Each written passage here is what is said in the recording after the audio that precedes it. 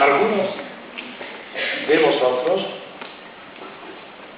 me visteis el día 30, me oísteis, espero que también visteis, el día 30 de abril en la Facultad de Políticas. Allí comencé mi discurso de presentación del libro Teoría Pura de la República. Comencé relatando con fidelidad las cosas tan extraordinarias que me sucedieron en Granada. Una ciudad, en el fondo, no es donde se nace, es donde se tienen las más grandes experiencias que te marcan para toda la vida. Allí os conté la historia de mi primer amor. Los que asistieron lo recordarán, habrán olvidado todo menos eso. Ahora quiero contaros otra historia, no tan bella, pero sí muy emocionante, que fue la historia de mi primer temblor. Mayo de 1944, día espléndido de sol. Teníamos que entrar en el Instituto Padre Suárez, donde yo estudiaba, a las 8 de la mañana, 8:30, porque las clases empezaban a las 9, pero a las 8:30 era obligatorio asistir a una 8:15, una misa, y después de la misa a una izada de bandera de España, de bandera de la Falange, con los falangistas y las centurias allí formadas en el patio entrando a la derecha, y cantar el Cara al Sol. Por fortuna, creo que me viene un poco por la cultura que había respirado en mi casa, yo no soportaba aquella humillación, pero no sabía lo que hacer. Hasta que un día se me ocurrió una idea que me pareció muy brillante y que ha marcado gran parte de mi vida para el futuro. Un día acudí antes de la hora para que no me viera nadie. Subí al primer piso, encima del patio donde se celebraba la misa y el canto del Cara al Sol, y me escondí hasta que llegara el minuto exacto. Las sirvientas habían dejado al lado de las ventanas, que estaban abiertas porque hacía buen tiempo y la magia, dejaban, no sé si siempre o entonces, 2 cubos grandes de basura al lado de las ventanas. Yo estaba escondido y había dejado una ventana abierta para mí retirada, una ventana abierta en la fachada del primer piso, que no tenía que descender a la puerta, como el protagonista del Hombre Araña. Cuando llegó el momento de estar izando las 2 banderas, Española y de Falange, y cantando el Cara al Sol, yo había preparado muy bien los cubos y le empujé a los 2, le cayeron encima de los cantores y el jefe de Falange, y me fui corriendo, cerré la puerta y bajé, descendí por la canal del agua, di la vuelta donde ahora está el campo, la esquina, que hay un campo de baloncesto pequeño, di la esquina corriendo y fui a la puerta y me la encontré cerrada, porque ya con el director, claro, habían alarmado, tocaron, y lo que hicieron fue cerrar la puerta para coger al culpable. Yo llamé para entrar, no podía, esperé un poco y de repente coches empiezan a llegar policías que estaban al lado del gobierno civil, estaba enfrente, un poquito más abajo en la Gran Vía, enfrente del instituto. Entonces yo protesté enérgicamente, no de una manera tonta de decirlo, protesté ante los policías pidiéndoles que me abrieran, que llegaba tarde a la clase y que a las 9 que yo no podía llegar tarde a clase. Entonces dicen, no, espere. Hasta que ya abre la puerta, yo estaba afuera, el director que se dice, usted puede irse, porque eran sospechosos todos, menos yo.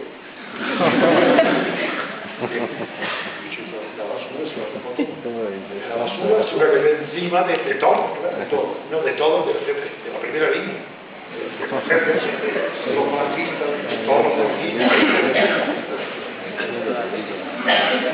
Fue mi primer temblor, porque hay que tener valor, por tanto, hay que temblar para hacer con 16 años que yo tenía, hacer un desafío tan grave en un momento donde el peligro era que me mataran, que me pegaran un tiro.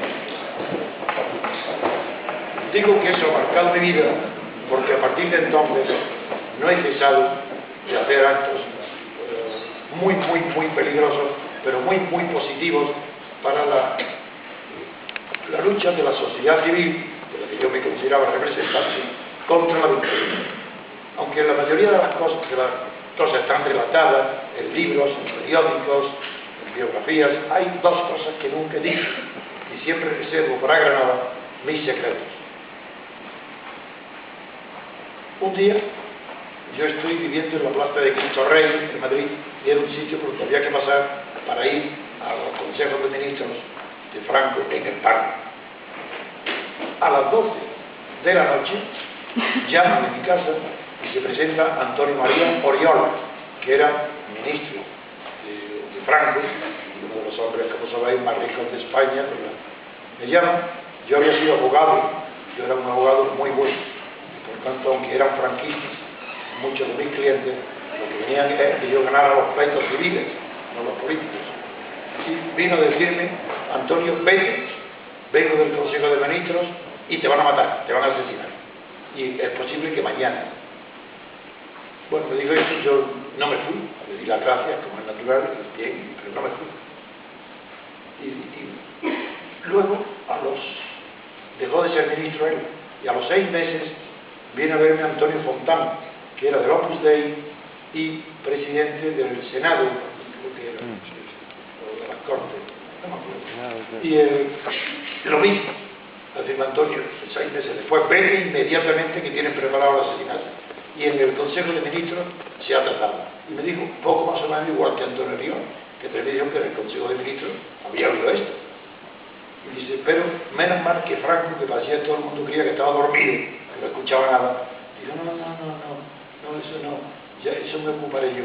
Pero que fuera del Consejo de Ministros, el ministro Solís le había dicho a otro ministro, que no me quiso decir el nombre, no fue él, no sé, Bautino García Moncó, que era también del Opus y ministro de Comercio, le dijo, se fue, llamó a Antonio Fontán, venga a ver a Antonio García Tristano, que mañana lo asesina.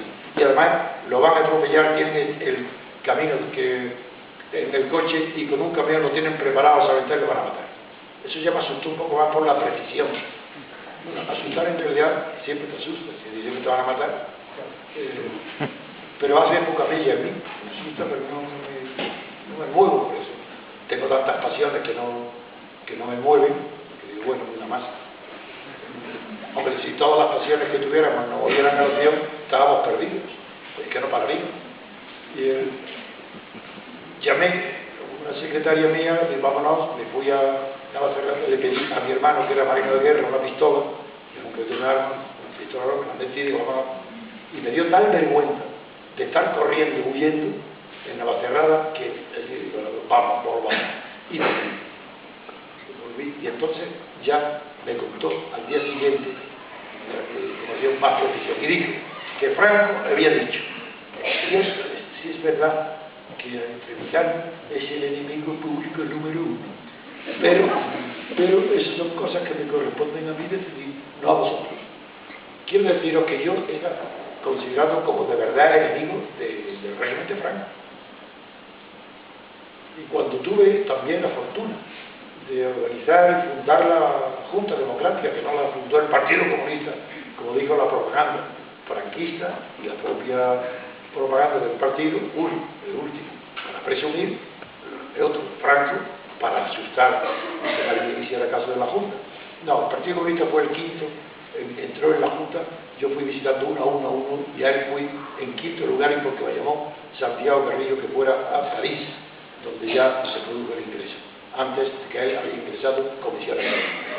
Pero ya es verdad que en octubre del 67 yo organicé por primera vez una huelga general a nivel nacional de toda España, y fue la única vez donde no detuvieron a nadie, porque había comisiones obreras, había intentado muchas reuniones, pero siempre detenían a casi todos. Y yo aprendí en Granada, aprendí en el Instituto Padre Suárez que la única condición que se exige a un revolucionario es que guarde secreto y no diga nunca nada lo que ha hecho. Yo eso lo sabía, lo aprendí aquí, y no se lo dije ni a mi hermano, que era compañero de curso, y ni se enteró que era yo el que lo había hecho, ni nunca lo dije a nadie. Pero lo mismo pasaba en la política. Generalmente fracasan los movimientos contra la dictadura porque hablan, son presumidos, no tienen el rigor, el control de no decir nada. Todos fracasan por eso, y claro, la policía los descubre. Pero después de fundar la Junta y la Plata Junta, que fue la fusión, se firmó hice yo todos los documentos de la oposición en la Plata Junta, los hacía yo, los sentaba todo el mundo, que yo era el dirigente total de todos, y de todos los partidos, porque yo los saqué de la clandestinidad para vestirlos del arma de la sociedad. Yo no tenía miedo, yo tenía miedo. Y se funda la Plata Junta y me detienen, y me mandan a la cárcel. Voy a contar cosas graciosas, porque no me gusta ser aburrido. Cuando hablo, sobre todo a los jóvenes, les hablo de cuestiones y planteamientos que les llegan al corazón, que saben de qué va, que no es abstracciones de ideas.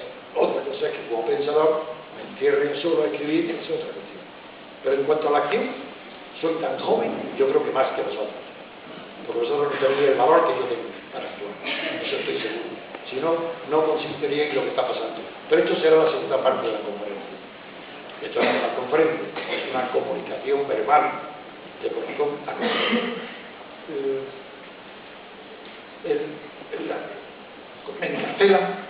Me encarcela Fraga, y no hay juicio ninguno, ni nada, estoy en la cárcel. Pero yo tenía mucho dominio de mi cuerpo, porque me había ejercitado desde muy joven para aguantar lo que me esperaba yo, que es la tortura de la dictadura contra mí. Yo sabía lo que iba a hacer y sabía que al final alguna vez me cogrían y me preparé muy bien para resistir todo tipo de tortura, de privaciones. Yo no le tenía miedo, aunque sufrí atentados graves que me rompieron la hipótesis de la columna vertebral a martillazos, tiros, pero en eso son achaques del oficio. Mi oficio era derribar a la mano. Yo tenía que sufrir las consecuencias de la cultura. Entro en la cárcel. En la cárcel, el primer día que me permiten tener contacto con los demás presos, se puede estar retenido durante 3 días en la Puerta del Sol y 2 días sin ver a nadie, salgo. Me sale a recibir un portugués bajito, pequeñito. Pero también vinieron los de ETA, que entonces no eran como ahora. Había 200 detenidos de ETA, y vinieron los de ETA tocando el chiste, no sé cómo se llama, el chisgarabí, ese no sé lo que hace, que bailan, que tocan, vinieron para recibirme y halagarme. Pero el portugués es lo que tiene gracia. El portugués me dice: don Antonio, usted aquí no tiene que hacer nada, ni fregar, ni lavar el suelo, ni hacer la cama, yo lo hago todo. ¿Y por qué? Dice: porque usted es el número 1 en lo suyo, y yo soy el número 1 en lo mío. ¿Y qué es lo suyo? Dice: lo mío es caudales. ¿Sabéis lo que significa? Ladrón de casas de caudales. Yo soy el lo mismo. Bien, pero llevar a García era más listo que el demonio. Me lleva, me invita a un café, y usted venga por aquí, le voy a enseñar el patio. Le voy a enseñar el patio. Había reunido a todos los presos comunes en 2 ruedas en el patio lleno, había más de 500 personas, haciendo cola, una mesa sola, y una silla. Siéntese aquí. ¿Qué eres? Había corrido el rumor de que yo era el abogado posiblemente más célebre de aquella época, y todos querían consultarme en su caso como abogado. Bien, hablando claro en portugués. Hombre, claro, es lo organizado. Y llega el tono, yo ya estoy aquí perdido, vamos. Me siento, llega primero, pasa, yo tenía como ahora, para apuntar el nombre, los datos, para considerar, le tomo el nombre de usted. Está procesado, condenado, dice: no, es que no lo investiga, todavía no tengo el proceso. ¿De qué está usted acusado? Dice: de asesinato. Y yo estaba allí en asesinato. Y al asesinato me extrañó que primero me dijera asesinato, y yo dije: ¿cómo? Dice: con un hacha.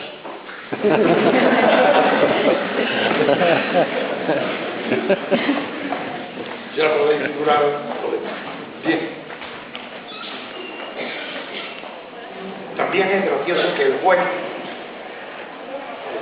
de orden público, que me juzgaba, no me juzgó, que fuera Fraga que me mandó. Pero cuando yo llevaba ya una semana en la cárcel, después de llevar una semana en la cárcel y 5 días en prisión preventiva, viene el juez Chaparro, Gómez Chaparro, bueno, bajito, feo, a hacerme, claro, la acusación. Empieza, ¿cómo se llama usted? Y yo, en vez de decirle mi nombre, le digo, usted lo sabe. Le digo, claro que lo sé, pero ¿cómo se llama usted? Dice, usted, y me enseña el contrato que yo había preparado y que estaba firmado por Santiago Río, por todos los jefes de partido.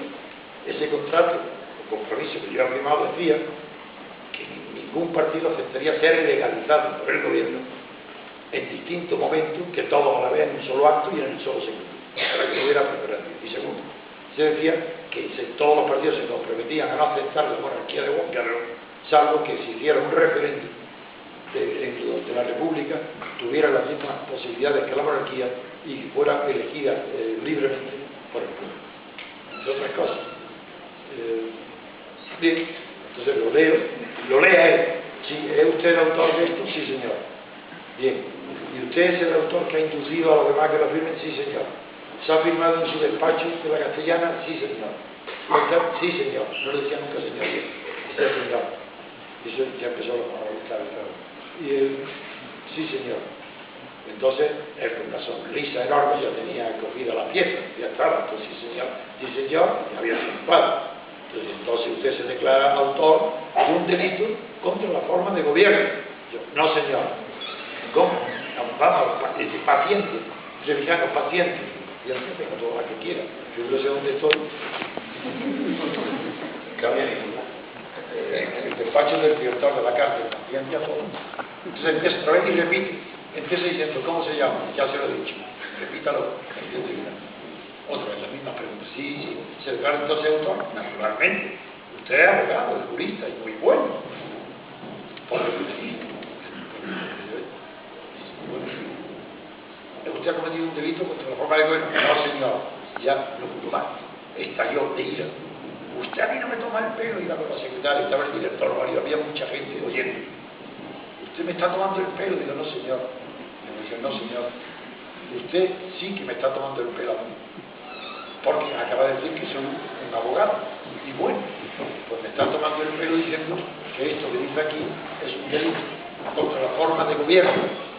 Le dije, si usted fuera abogado como yo y jurista como yo, pero sí con ese tono de autoridad, si usted supiera, sabría como yo que eso no es un delito contra la forma de gobierno, que el delito es mucho más grave, es un delito contra la forma de Estado.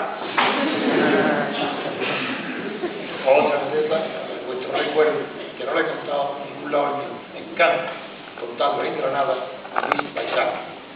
Ayer hice un chiste que lo voy a repetir porque a mí me hace gracia. Ayer en el Carreno, quiero decir, porque sabéis la costumbre que tienen hoy todos los medios de comunicación, periódicos, todas las personas que hablan, cuando dicen amigos, dicen amigas, como si el neutro no fuera común a los dos géneros. Entonces, cuando dije ayer eran paisanos, le dije queridos paisanos, no digo paisanas porque ese es el nombre de una tortilla. Y a mí me hace gracia eso como ejemplo de la demagogia, la imbecilidad y el desconocimiento del idioma español que implica todos los que están siempre poniendo el género femenino al lado masculino, aunque se esté hablando de un pueblo. Si dicen la cómoda, pues tendrán que decir el cómodo. La mujer de Felipe González decía la miembra y el miembro. Decía la miembra. No, decía también el mancebo, pero era algo horrible. Jóvenes. Y era profesora de literatura, creo. En fin, después de este entretenimiento voy a ir al grano. Y el grano es que yo estoy en Granada para promover una revolución política pacífica. la estoy intentando. Los libros y el pensamiento está hecho. Lo que falta es la acción. Lo que no hicieron, la cobardía de los partidos, no, la cobardía y el interés económico de todos los partidos en el año 77, ahora podemos hacerlo. Primero, porque los partidos no tienen autoridad ninguna. Todas las encuestas que veis, la clase política es lo peor considerado, y los partidos están en la última posición. Incluso la monarquía, ya habéis visto en las encuestas, que no alcanza el aprobado, que está en el 4 y pico, ya está casi desahuciada. Pero para desahuciarla se falta un empujón. Y ese empujón es el que yo quiero que le den, y que os pido ayuda para empujar un poco. Ayudáis a mí a empujar y el empujón será más fuerte. Bien.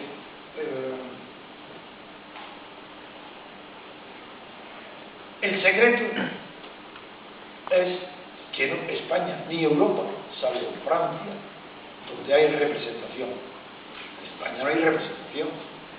Los que votan el día 20, nadie los va a representar, porque los que salen elegidos los designa el jefe de cada partido, y una vez elegidos en la lista, representan al partido, al jefe del partido, de tal manera que si no lo obedece, se queda desahuciado dentro del partido. Y los jefes lo ponen para que después, en el Parlamento, cada miembro y miembro del partido toque el botón bien con la mano o bien con los pies. Si alguno falta, ya sabéis que se ayudan así y dan el voto al cambio. Con lo cual no hay representación.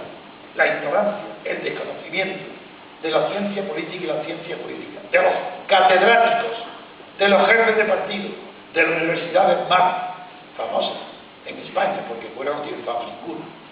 La primera, Pompeu Fabra, ocupa el 189 de la lista mundial de universidades. 189. Y la Complutense ni figura en las 200 primeras. Estos catedráticos han conducido a ese desprestigio de la universidad y de la enseñanza porque desconocen lo más elemental de la ciencia política. Unos por sinvergüenzas, que no les interesa nada más que cobrar el sueldo, haberse metido ahí y reproducir la casta de catedráticos por medio de la endogamia. Otros por ignorancia, porque no han estudiado, no saben nada. Han estudiado los textitos, los libritos que se publican en España como manuales, escriben, porque es de mucho mérito escribir, porque claro, los catedráticos españoles son los que más escriben del mundo. No del mundo, está en el 90. Es decir, que no hay ninguna universidad española entre las 200 primeras. En cambio, los catedráticos españoles que escriben están las novenas. ¿Por qué? Porque escriben la telefónica o lo que sea. Lo que quieren es escribir, pero no dicen nada ni interesante ni nuevo. Es nada. La clase intelectual española es horrible. Cuando hablo de eso, no hablo, claro, de mi amigo de la Universidad. Pero esa es la verdad. Tienta la ignorancia, por ejemplo. Yo llamo al régimen actual científicamente. Cuando yo escribo, no escribo como hablo. Cuando hablo como uno más de vosotros, que se da cuenta de lo que tiene alrededor, no tiene miedo a nada, y lo digo.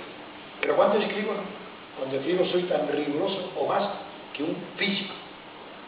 O que Freud, que escribía muy bien, entonces describía los complejos y las complejidades psicológicas. Ahí soy muy preciso. Y cuando yo llamo estado de partidos a lo que hay en España, no es un insulto. Y la ignorancia de los catedráticos creen que lo estoy insultando, cuando en realidad la denominación estado de partidos no es mía. Y la tomé de la jurisprudencia alemana, del Tribunal Superior de Bonn, el jurista más famoso de su época, que era Leibniz. Este es el primer estado de partido. El estado de partido es y decía Leibniz, y casi lo cito entre comillas, porque lo tengo grabado de horror. Decía, el estado de partidos, en el estado de partidos no hay ya elementos de representación, no es un estado representativo, no está representada la sociedad, porque son los partidos, en lugar de buscar representantes, pero él no lo decía para atacarlo, decía defendiendo, ¿verdad lo que decía? Dice, en lugar de buscar la representación de la sociedad, ha buscado la integración de las masas en el Estado, y eso dice la Constitución española. lo mismo. Es un horror. ¿Sabéis lo que eso significa? Fascismo, totalitarismo, Hitler, Mussolini, eso es lo que significa. Adentro ignorantes que no saben ni lo que tienen entre manos, ni saben lo que es una constitución. Eso significa integración de las masas en el Estado. Eso es lo que quería ponernos. Afortunadamente no lo logró. Pero esto sí que está logrando que las masas de la juventud y otras masas estén votando. ¿Cómo se atreven a votar? Es que no les da vergüenza. No les da vergüenza que no tienen nada que hacer. Nadie los va a escuchar. Y van el día 20 unas listas que pone cada partido, ellos no conocen a nadie, ni les importa ni saben qué son, y cada uno, según lo que ha oído de sus padres, de su vecino, o de lo que ideas que tienen falsas en la cabeza, vota al popular, pues debe ser de derecha, vota al PSOE, debe ser de izquierda. ¿Pero qué de izquierda y derecha? Si son todos iguales. ¿No comprendéis que si no hay libertad política, y no la hay, después lo explicaré, si no hay libertad política, es imposible distinguir la derecha de la izquierda? Si no hay libertad política, qué maravilla. Todo el mundo dice, yo soy de extrema izquierda, quiero la justicia, quiero el 15M. Si el 15M, los pobres del 15M no saben que en España no hay libertad política. Y si no hay libertad política, lo más que puedo creer el 15M es moverse por la calle, agitar, atraer a multitudes de buena fe, pero que no saben a dónde van. ¿Para qué? Para pedirle a los gobiernos que dejen de ser tan malos como son y sean mejores. Si vosotros observáis, no hay ni una sola reclamación del 15M que diga hay que conquistar, tenemos que ganar nosotros, no podemos estar pidiendo que nos den. Pues eso es como contrario. No saben lo que es la libertad, no saben lo que es la democracia, no saben lo que es un partido político, si es que no saben nada de nada. Y con esa cultura, de la que también el diario El País, El Mundo, el ABC o La Razón, La Vanguardia, son igualmente ignorantes. Uno que hay dichos, que los conozco un poco, pero los hay, saben que están mintiendo, pero la mayoría, como se han formado ya en una mentira que dura 30 años, ya han olvidado la mentira y se creen que esa es la realidad y la política. Pero ¿cómo va a ser la realidad? ¿Es que acaso alguien de nosotros me puede levantarse y decirme don Antonio? Yo creo que usted está exagerando, está hablando en caricatura. Hay un representante que le hemos votado porque era él falso. En toda España no hay un solo diputado que haya sido elegido por sus votantes. Eso es mentira. Segundo, si no hay representación, ¿cómo puede evitarse la corrupción? No, hombre, la corrupción se puede evitar, es que son muy malos, son malas personas. No, señor. La corrupción es inevitable. Ellos no somos malos. Si hubiera, en lugar de esta Constitución, hubiera una Constitución democrática, estas mismas personas sin vergüenza y ladrones y corruptos no lo serían, porque no podrían. Si todo el mundo que tiene la ocasión, todo el mundo no, pero casi todo el mundo que tiene la ocasión roba, sobre todo si está seguro que no lo van a coger, o que si lo cogen nunca irá a la cárcel. Es decir, el secreto de la corrupción está, por un lado, en la impunidad, y en la seguridad. Por ejemplo, Felipe González, hablemos de Felipe González, jefe de los galos, el señor X, el que ordena raptar a Marel, el que ordena asesinar y enterrar en Calvino a unos políticos. Este hombre, Aznar, se compromete en las elecciones. Yo constituí también la AEPI, Asociación de Escritores y Periodistas, y yo la fundé y estaba dentro, para coordinar todos los periódicos y todas las radios contra la corrupción. Lo conseguimos y el resultado fue la caída de Felipe González, porque hicimos una campaña muy buena, bien coordinada, concertada, pero ante esa potencia de la denuncia pública nuestra, Aznar se comprometió a entregar los papeles del vecino. Si ganaba él, se comprometió a entregarlos. Gana hasta hoy. ¿Por qué? Porque es igual que Felipe González. Él no podía hacer, y el Supremo, pues, el que era entonces, que yo lo llamé el Lord Protector, que es el que hoy es presidente del Tribunal Constitucional, este dijo literalmente que a Felipe González ni le llamaban como testigo siquiera, para no estigmatizarlo. ¿Os dais cuenta de lo que significa? Un régimen donde el presidente del Tribunal Supremo, aquí, que no llaman ni como testigos siquiera.